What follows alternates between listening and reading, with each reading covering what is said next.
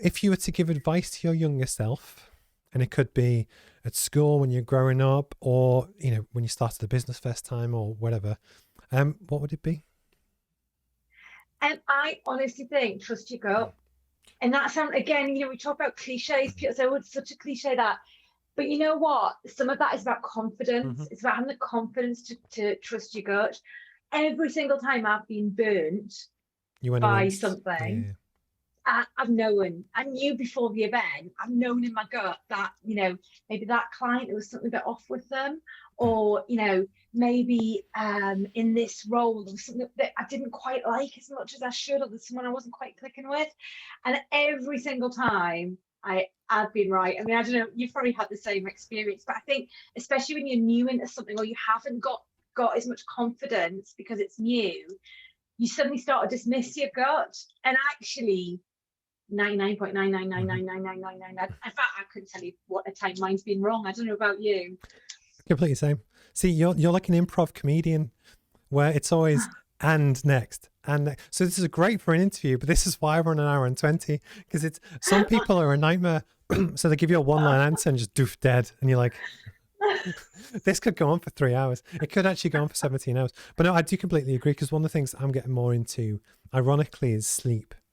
Just because like we don't have kids or anything, so it's almost but we're very regimented going to bed at like 8, 9 o'clock, just making sure the next morning we get up like really super early, that you're nice and refreshed and stuff, and I can get a few hours work done before everyone else even like kind of wakes up. But I was researching more about sleep, and basically in different levels of your NREM sleep is what it's called, you process all your thoughts and emotions and stuff.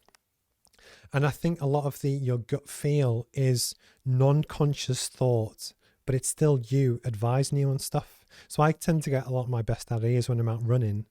And in the same way that some people meditate and they have a mantra, which is basically just a repeatable action, that through thinking about the action, you concentrate on that, your subconscious then processes stuff. For me, when I'm running and I just want to die, because I'm running, thinking about next step, and just breathing, that's when I do my best ideas. But it's almost the same thing. But all of that is your gut feel, and it's you thinking about what should you do. And again, like a superpower to get better at performance and cognitive ability, get more sleep. It's been proven. It's, and that's really interesting, because one of the things that I do with sleep as well, is if you ask yourself the question before you go to sleep, and quite often you'll wake up in the morning with the answer, but you're almost sort of programming your brain to Mm-hmm. like, okay, this is what I want you to work on, like while I'm asleep and not working. And it's amazing how that's really worked for me at times in the past. I think our brain's just really powerful, and I don't really think we've scratched the surface on it, to be honest See, with you. this is the whole of the conversation.